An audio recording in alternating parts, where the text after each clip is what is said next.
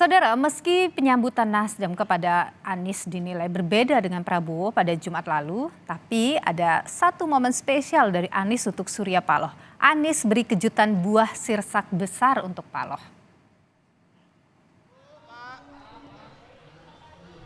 Berbeda dengan Prabowo yang disambut langsung Surya Paloh, kedatangan Anies hanya disambut Ketua DPP Partai Nasdem, Sugeng Suparwoto.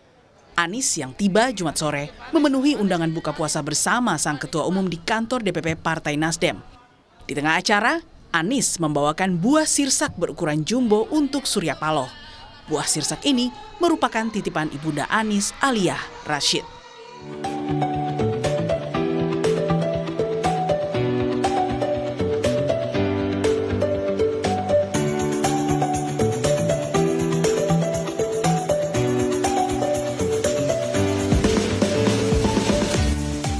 Adanya isu Nasdem akan bergabung dalam pemerintahan Prabowo turut mendorong isu Anies akan menjadi salah satu menteri di kabinet pemerintahan baru nanti.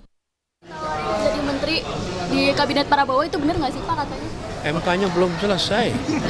Nah, MK-nya belum selesai. Kita tunggu semua sama MK. Kita tuh gini, MK itu proses selesai. Baru dari situ kita bicara tentang langkah-langkah ke depan. Dan saya mau tanya, pembentukan kabinetnya kapan? Masih lama, makanya titip itu disimpan buat doorstop bulan-bulan berikutnya. Terima kasih Pak Anies. Pertemuan Prabowo Subianto dengan Ketua Umum Partai Nasdem Surya Paloh diakui Gerindra ada peran Jokowi. Apalagi baik Nasdem maupun Gerindra kini masih ada dalam kabinet Jokowi Ma'ruf. Nah, sejauh mana peran Pak Jokowi, tentu beliau memiliki peranan yang sangat penting, yang sangat signifikan dalam membangun kekerabatan dalam relasi politik antar keduanya. Mengingat Partai Nasdem adalah partai yang masih berada di dalam pemerintah saat ini dan tentu terus berkomunikasi juga dengan Presiden, Pak Surya dan juga Pak Prabowo sebagai tim atau bagian daripada pemerintahan yang ada. Jadi sesuatu yang dilaksanakan atas dasar kepentingan bangsa dan negara. Saat ini, Timnas Amin tengah menjalani proses menggugat hasil pemilu 2024 di Mahkamah Konstitusi. Salah satu gugatan yang diajukan, yakni melaksanakan Pilpres ulang tanpa keikutsertaan Gibran Rakabuming Raka. Tim Liputan, Kompas TV. Sebelumnya, Saudara, Presiden terpilih Prabowo Subianto disambut karpet merah kala menyambangi Nasdem Tower pada Jumat lalu. Dan usai pertemuan, Surya Paloh juga mengantar Prabowo Subianto pulang.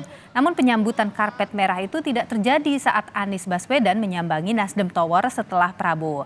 Sambutan hangat yang diberikan Nasdem kepada rival politiknya di Pilpres itu banyak dibaca sebagai bagian dari upaya bergabungnya Nasdem ke koalisi Prabowo, meski sejumlah petinggi Nasdem mengatakan peluang koalisi masih 50-50.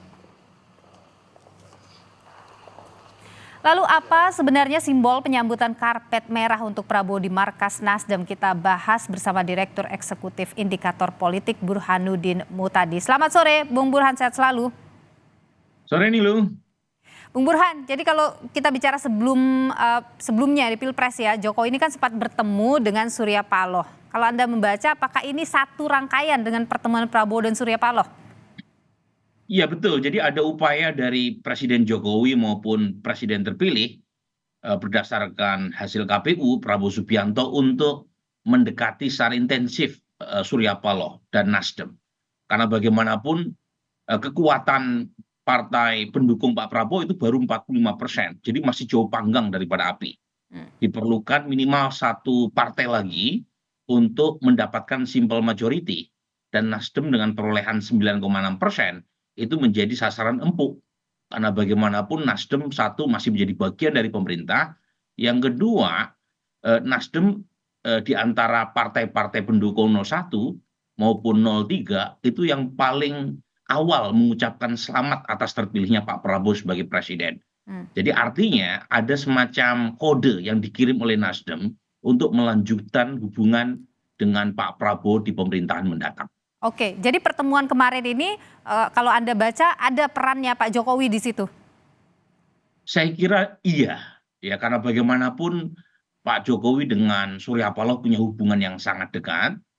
Dan kita tahu Pak Prabowo mengeluarkan narasi keberlanjutan, dan karenanya apa yang dilakukan Pak Jokowi dengan Pak Prabowo harus dibaca dalam satu tarikan nafas. Pertama, berkaitan dengan jangka pendek, yaitu untuk membendung upaya hak angket di parlemen, karena hak angket itu terjadi pada masa Pak Jokowi kalau jadi, ya.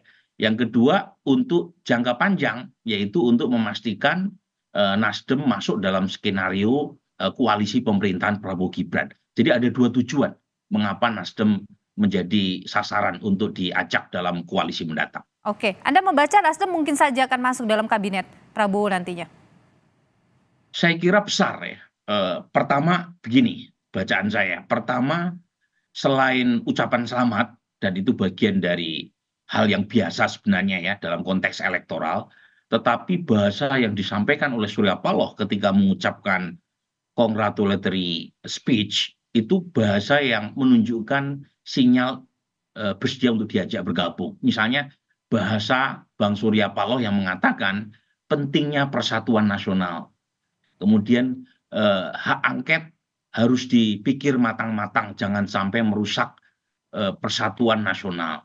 Kemudian bahasa-bahasa yang kira-kira kita tafsirkan bahwa beliau membuka lebar-lebar bagi proses bergabungnya Nasdem ke dalam koalisi mendatang. Nah, yang kedua, sambutan karpet merah itu mengatakan banyak hal. Apalagi Pak Prabowo datang pada hari yang sama dengan Mas Anies. Dan Surya Paloh bukan hanya mengantar atau menunggu di ruangan, beliau datang langsung di halaman depan Nasdem Tower, kemudian menjemput Pak Prabowo. Pak Prabowo juga nggak gengsi untuk datang, ya, padahal beliau presiden terpilih. Dan setelah pertemuan itu Surya Paloh mengantarkan sampai pulang. Ya. Sementara Anies Baswedan tidak dijemput, juga tidak diantarkan. Oke. Tapi Bung Burhan, yang terbaru ini kan ada AHY yang menyindir ya, kalau misalnya masih di koalisi yang lama ini akan hancur lebur gitu. Anda membaca ini sebuah tekanan koalisi Anies atau serangan jelang gugatan MK? Iya, begini ya, kita harus baca konteksnya. Mas AHY menyampaikan itu dalam pertemuan internal kader Partai Demokrat. Jadi sebenarnya kalau muncul bahasa-bahasa semacam itu tuh konteksnya adalah konteks memotivasi semangat Partai Demokrat yang kurang lebih akan kehilangan sekitar 9 sampai 10 kursi di parlemen karena penurunan suara Partai Demokrat di Pileg. Tetapi Mas AHY mencoba membesarkan hati kadernya dengan mengatakan kalau bertahan di koalisi yang lama mungkin kalah Pileg, kalah Pilpres gitu. Kira-kira begitu ya. Nah, sementara ketika bergabung dengan koalisi Pak Prabowo minimal masih mendapatkan kemenangan di Pilpres dan sekarang dapat bonusnya jadi menteri di masa Pak Jokowi meskipun tinggal 8 bulan gitu.